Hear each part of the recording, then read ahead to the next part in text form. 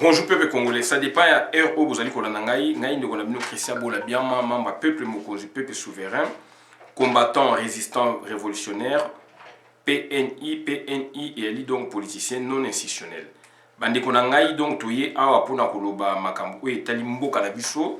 Yangwana donc tokobandana na hymne national où ezali ko raffermi biso, hymne national où ezali ko sangisa biso. Yango nde ezali ciment national, yango nde donc tokotia yango pona to banda masolo na biso. Merci. Bolanda.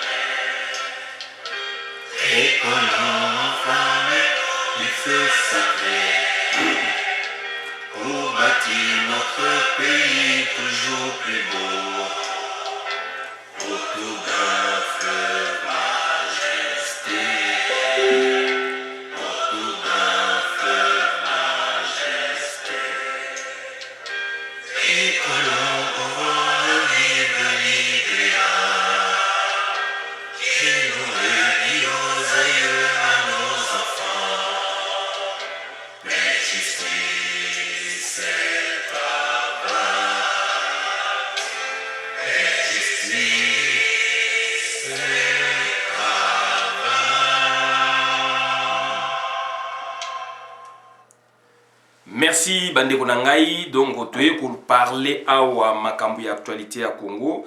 Toye ko parler mingi sujet o etali Félix Antoine Tshilombo. Félix Antoine Tshilombo bandeko na nga boyebi bino moko. Boyebi azali moto oyo donc abunga nzela. Azali moto oyo ayibaki bokonzi et malheureusement aujourd'hui moto o bayibaki bokonzi alimbisi est-ce que ezali yende moto alimbisi ou peuple ne mutu esengeli alimbisa. Question wana biso tokokota na kati te, mais tozali kaka ko tala ndenge makambo ezali koleka. Et lelo toye kolobela Félix Antoine Tshilombo parce que toye kolobela Félix Antoine Tshilombo te, je précise, naye kolobela ba Taliban. Donc naye kolobela do ba fanatique donc ya Félix Antoine Tshilombo puisque bazali ko comprendre kaka te. Bazali kokotela ye donc na ndenge moko en désordre alors que Félix Antoine Tshilombo azali kopesa bango ba réponse mbala na mbala. O ezali réponse la énième fois Félix Antoine Tshilombo a répondre bango. La énième fois Félix Antoine Tshilombo a yebisa bango que donc bokonzo ya zui ezali muta simbiango muta créer ezali donc FCC. Et puis il y a FCC ba bandi déjà libala na bango depuis 2006. Depuis avant la mort, bien avant la mort ya Papa Tshisekedi. Azayi jena kata masolo. Nyake ou sexe moi si naye mutachaki ba ona masolo. Toyebisa bino nyake ou sexe yende mutu donc azali marraine ya pouvoir ya mobali na ye. Ba kokali kopesa mobali pouvoir te tant que azali na garantie mosusu te ya ndeko na bango. Ndeko na bango ya mwasi nyake au sexe azali rwandaise, azali ko maîtriser donc mobali na ye, azali ko maîtriser sujet na ye. Donc Félix akoloba oye sengela loba, donc c'est-à-dire akoloba lobi ako changer kama loba. Ezali bongo pe ekotika la bongo. Toyebisaki bino batan liban. Yango toza ko tuna na Félix Antoine Tshilombo. Makambo oyo lobi devant président Sassou Nguesso ya Brazzaville na Brazzaville. Olobi yango oza ko s'adresser na banani. Na batan liban na yo, ba fanatique na yo, base na yo, to na ba congolais. Puisque biso ba congolais toyebi yo te. Biso ba congolais donc makambo na etali biso te. Voilà bandeko na ngai. Makambo oyo toye ko expliquer ba Taliban bazali ko comprendre te et puis tozali ko zongisa balwana epai ya Félix Antoine Tshilombo pona ayeba ke biso makambo na etali biso te donc a s'adresser ki na ba tu oya ye o bazali ko landa ye na ba critère oyo bango moko bayebi. Donc bazali ko kwa na ye bazali lokwa ba mouton na ye bisoté. Donc à s'adresser qui na bisoté, à s'adresser donc on a bas sujet na ye, à s'adresser na base na ye, à s'adresser na ba congolais. Tu es bisa ki bino bandeko, UDP c'est marché donc c'est-à-dire bazan na pouvoir net bazan na pouvoir te. Donc c'est une de première au monde et ça la maté. Tu es bisa ki bino Jean-Pierre Bemba a marché pourquoi ils ont banati. Nagemena ba rebelle donc ba agresseur ba kota. Babi ba centrafricain mais baza ba rwandais ba koti na gemina na mboka ya Jean-Pierre Bemba. Ba koti na Équateur na province ya Jean-Pierre Bemba. Na zongo mabe na mbandaka mabe na libenge mabe na gemina mabe agangite alobite. Bongonde a osa biso marche na Kinshasa, to yesa bino ezali makambu ya lokuta.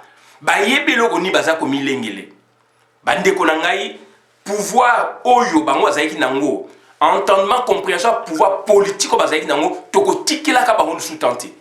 Tokotikela Kabango sous-tenté, donc c'est-à-dire, on est là pour dénoncer le mal. Bazali Koko Sayo, Bakoko Sangaïte Ndeko. Bazali Koko Sayo, Bakoko Sangaïte Ndeko. Yangwana, donc on a yé et pas d'abino, pour la koye bisabino que Félix a tué Chilombo s'adresser, c'est-à-dire, n'a pas fanatique naïe et non à peuple congolais, pour biso tu es billetté. Et nakotangi la bino message très important. Oyo Félix a tindi la Jean-Pierre Bemba, a gangi la Jean-Pierre Bemba, a dit stop soukaona zonga donc nanzela place to kanaki. Zonga souka place to kanaki na échangeur. Katou mikuna na shaba alingi apata pata a ebisi reporter manif na yo. Puisque bayo kanaki dilo, bayo kani bongo et yesikoyo azali ko dévoiler yango. Bomoni dongo makambo bolingaki bino batu ya MLC bino batu ya ensemble Félix Antoine Tshilombo ye wana sko abandi koloba makambo o bino boyokanaki e bandi ko bima ndeko nanga oko douter na source kaka ya ngwana to yisaka bino tant to sabino que Félix aza ebwele Félix azali boyebo balingi balongola e ndeko yo ebeki source te yo ebi source te puisque ozoko bunda sans source na ebisaki bino batan liban bozako bunda sans source. Sans source. Donc, Félix a répondu pour la énième fois. Même Tabasso Bangba Bomaye a moni que Bako Bomaye Tabamusu Bakimaka. Tabamusu soit dit que vous savez les programmes à Okima. À Okima. Ora Tababo qui est à Kimi, à Bungi. Donc, c'est comme ça. Donc, ils ont été à Yokaki. A dit que vous savez les programmes à Kimi. Soso pas Kimaka. Donc, ça dit Bandegonangaï. Totika makamou bozali ko sala tozali ko yebisa bino mbala Félix azali ko amadoué bino azali ko kosa bino azali ko sa n'importe quoi Félix azali subjugué Félix azali ebwele ya batuti Félix azali donc moto na bango complicité moko inouïe azali spécialité na mensonge azali ko créer ba situation mususu pona alalisa yo pongia ba bébé ngaité. Et voilà, bandeko, taliban ndenge sikoyo Félix a suki sibino. Félix a suki sibino bino taliban ngai naza la position oya ngai d'attaque. Et ngai naza ko yebisa bino boza de formation te. Félix Magmazolo ba lokuta. Abanga ka Zoé. Abanga ka Jeannette. A préféré ka muke donc on a quand on a minga so na fait na Hippolyte Kanambe. Mais abanga ka bango makasi. Surtout Zoé abanga ke makasi. Tu veux savoir Félix donc azali na caution après sa caution maman na garantie na moi na basi mi balé tu veux savoir non maman Marthe a koyi ko bimaka pamba te donc ça dit azali surveiller ndenge moko maman sifa ba surveiller kaye so maman Marthe bimi faut moi si moko mususa zala wana donc comme garantie ya pouvoir ba pesa Félix to koyi savoir na monoko nini bozonga na nzela to bunda elongo to bundaka elongo Tobundaka elongo na tango papa Tshisekedi toko swana te likola Félix na yebisa bino mboka ezali ya ngai mboka ezali ya toko wela na Kongo te e botika tribalisme bo bima na ethnie bo bima na tribu bo bima na province bo tala nation congolaise yango yo totiela bino la zaïroise nde sangisi biso donc Zaïre ba yaki na vertu nango bande ko nanga bolingi to bana monoko nini. Tu as vu que Félix Azali n'a pouvoir te. Félix Azali est boélé. Tu as combien de fois? Félix Azali a une aventure. Donc, biso de bino eloko moko ezalité. Bemba a marché tobi eloko ezalité kelevé. Bayebi ke tolo ke na dialogue ou conférence internationale. Donc, yangwana sko babalinde donc ko prendre position et en tant que politicien donc voilà, ce sont des tactiques.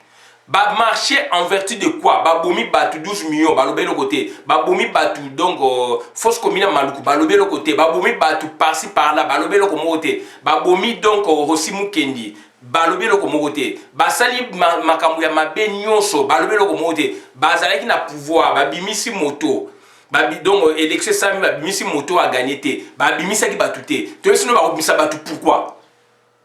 Tu es sabino IDP c'est bimsara batute, IDP c'est donc Maman Marthe, donc et bimsara batute, tu es sabino MLC baboué bako bimsara batute, donc tu es sabino raso pe bimsara batute. Donc basala makambu pona intérêt na bango et bakomi na suka. Bakomi na suka et ton nito tang sabino bandeko na ngai message au Félix Tshilombo atindaki donc c'est-à-dire na Jean-Pierre Bemba et puis donc c'est-à-dire au fait atindaki na Jama Kabou na Augustin Kabouya a scellé en quelque sorte. Urgent, urgent. Félix Tshisekedi a craché du feu à Jean-Marc Kabound et Kabouya avant d'aller au Congo-Brazzaville. Sincèrement, je suis navré de vos comportements qui n'honorent pas ma vision et celui de l'UDPS comme parti présidentiel. Pendant que j'étais en voyage en Belgique, vous avez maintenu la marche pour dire non à un individu de la CENI. Alors que je suis président de la République et toute loi ne pourra qu'exister suite à ma bénédiction pour en faire être publiée au journal officiel. Donc, vous n'avez pas confiance en moi. Vous me prenez pour un imbécile. En étant hors pays, vous organisez des marches qui pouvaient être infiltrées et créer le chaos au pays et faciliter un coup d'État. Pendant l'état d'urgence, vous avez violé mes propres lois et que donnerez-vous comme exemple aux autres partis. Si Jean-Pierre Bemba étant opposant, je lui ai contacté pour ne pas dépasser l'échanger délimité de peur de contrôler la population jusqu'à l'Assemblée nationale, mais Bemba m'a écouté en comprenant la situation sécuritaire actuelle. J'insiste là-dessus, je me répète. Si Jean-Pierre Bemba étant opposant, je lui ai contacté pour ne pas dépasser l'échanger délimité de peur de contrôler la population jusqu'à l'Assemblée nationale, mais Bemba m'a écouté en comprenant la situation sécuritaire actuelle. De même avec Moïse Katumbi, dont le projet était d'attaquer la province durant leur marche par nos ennemis, mais Katumbi m'a félicité et il a annulé la marche. J'insiste et je me répète. De même avec Moïse Katumbi, dont le projet était d'attaquer la province durant leur marche par nos ennemis, mais Katumbi m'a félicité et il a annulé la marche. Et pourquoi pas vous, comme parti au pouvoir? Et vous demandez même publiquement la démission du ministre de l'Intérieur qui est de votre parti, mais ça, c'est responsabiliser directement les morts à moi. C'est responsabiliser directement les morts à moi parce qu'il est sous mon leadership. La justice fera son travail et ne comptez pas sur moi. Mon seul objectif, c'est de m'impliquer pour un congrès et avoir des nouveaux dirigeants pour l'UDPS. Je me bats pour convaincre les investisseurs de venir dans le pays, mais vous organisez des marches pour les pillages que vous ne maîtrisez pas. Étiez-vous au courant des armes retrouvées à Gomé pendant le confinement et à Mikao? Saviez-vous l'objectif de tout ça? Les armes dans la capitale? Il pose la question. On combat un sage par la sagesse et non la rue. Je sens la colère de la population. Criskay édition ou Criskay édition. Donc, ça c'est la deuxième partie. Cash envoi de structuration. Une délégation de l'INC a été reçue par le président AI de l'UDPS, M. Jean-Marc Kabound. Cette délégation est composée des conseillers Seleman Yemba, de l'honorable Amato et de l'honorable Bertin Mbondi. Au menu de l'entretien, plusieurs questions ont été soulevées, à savoir la structuration de la coalition Cash, la transformation du cash en coalition politique. Voilà bandeko na ngai toyebisaki bino bolingi kondima te Félix Antoine Tshilombo azana pouvoir, Félix Antoine Tshilombo azana pouvoir te, donc une première dans le monde. Et ça l'a maté nulle part. Tu sais bino nini bazali ko battre la beefsteak na bon puisque on a étudié tout moni na lolenge nini et ko salama likamwana tozali ko comprendre yango te. Donc azali ko battre la beefsteak na ye bandeko. Donc lelo a comme ko reprocher ba Jama Kaboun ba boye puisque ce sont des confusionnistes. UDPS est créé imbroglio et créé confusion dans le sommet de l'État. Bien que bazali donc au pouvoir moko donc protocolaire, mais ba sommet confusion na likolo ya l'État. Bato bakoyi ko marché zali ba opposant. Et maintenant là donc à trahir makambo ba sola ki yem tayebisa ki bemba akata, yem tayebisa Moïse Katumbi a reporté ba marche wana. Donc voilà bandeko na ngai yango tolobi ke donc Félix Antoine Tshilombo aza ko pesa bino ba réponse. Aza ko bakaza na besoin na bino te. Pour bino to checker wana te. Azali donc ko se référer na détenteur ya pouvoir Hippolyte Kanambe. Mais yo zolo baki Hippolyte Kanambe te mais ndeko na nga est-ce que oza ko comprendre. Jama Kaboun tala kabakta erreur o ya sali. Donc ayi premier vice-président ba na lolenge ba checker wana na dilo ba checker wana mais alinga balukela bango. Est-ce qu'azali normal? Lelo a commis ko sala ba marche alors que bazana pouvoir. Voilà paradoxe où ils ont été UDPS est parti à compromission, parti donc il y a pas confusionniste. Installé mon mail.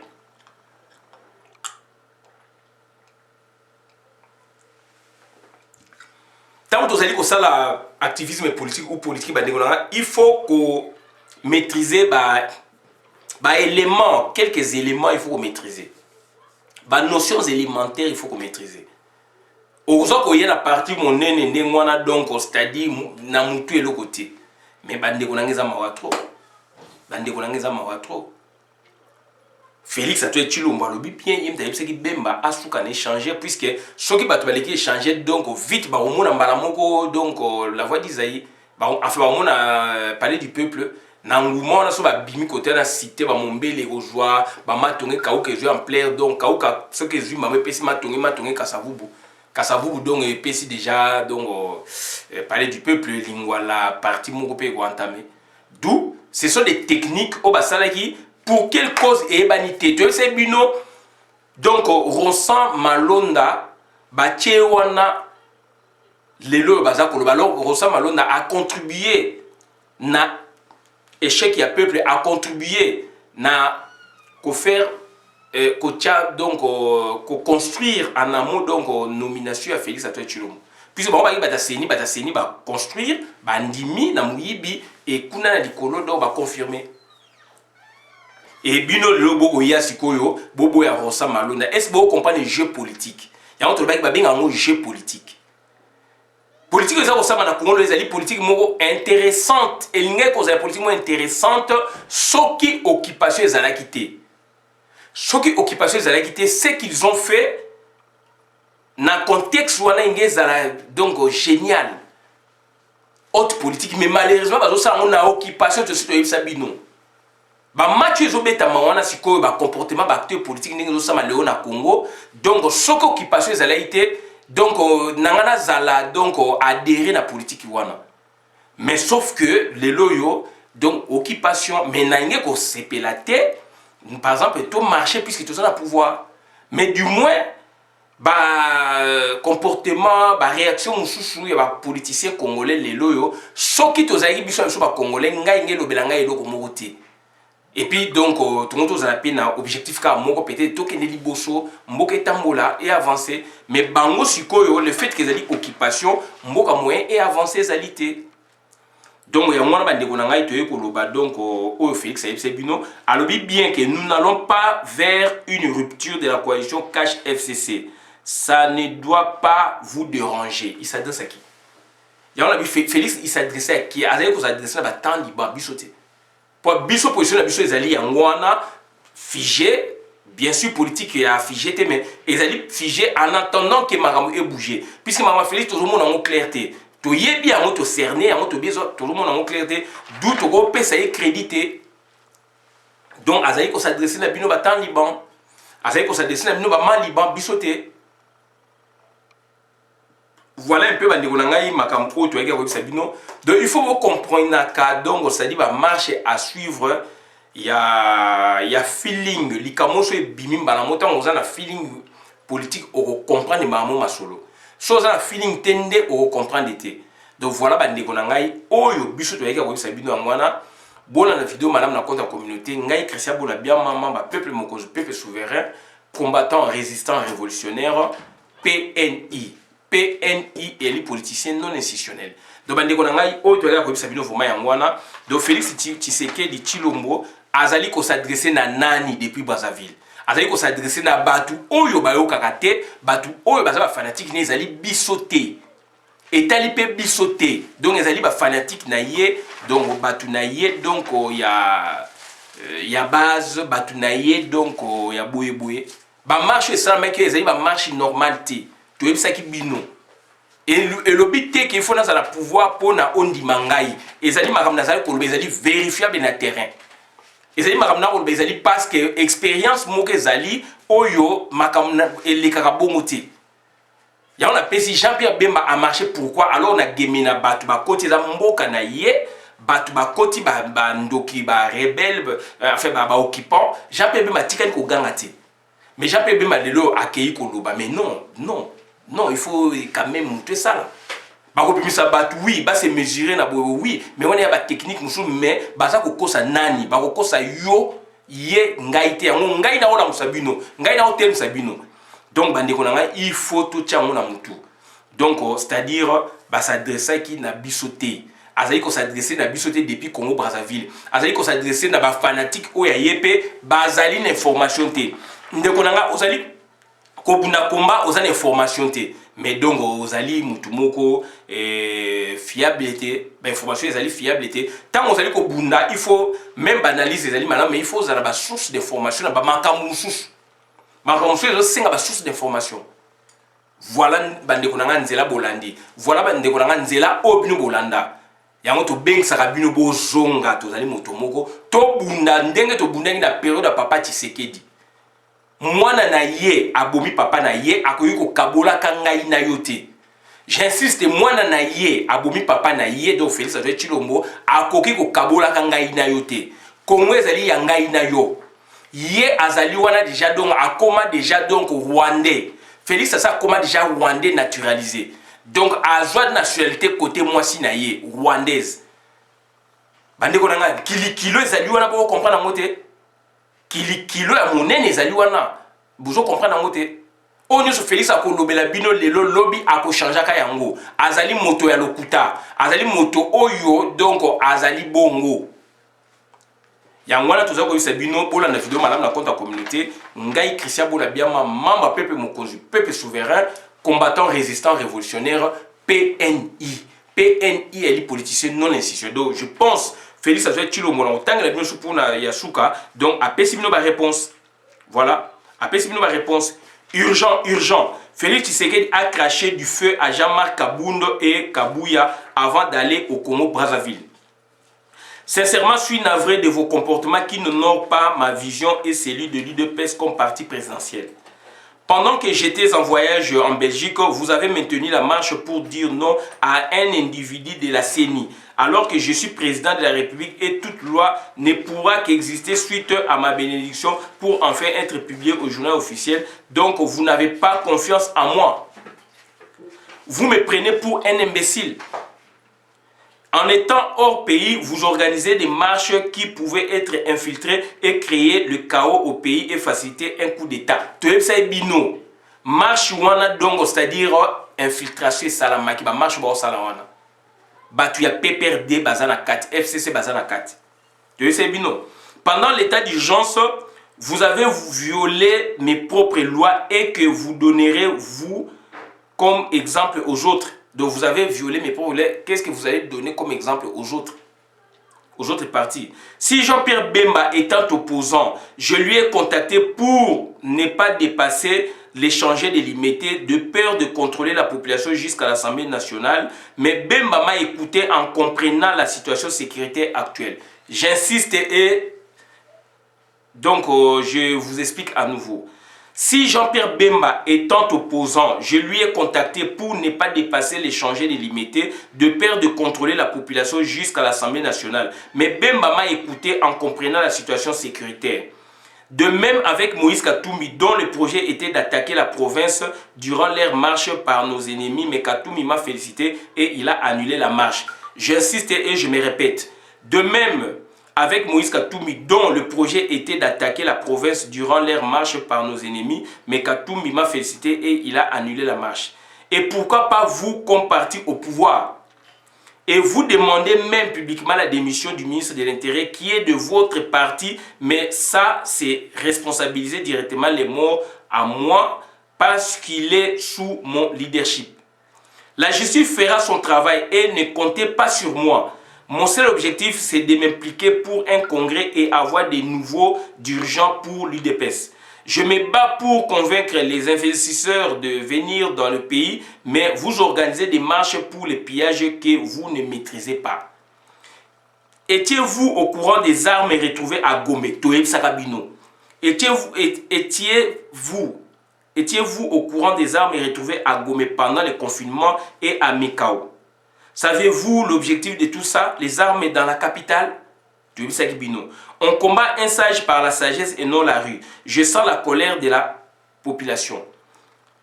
Chris Kai édition. Voilà Bandeko Nangaï. Cash.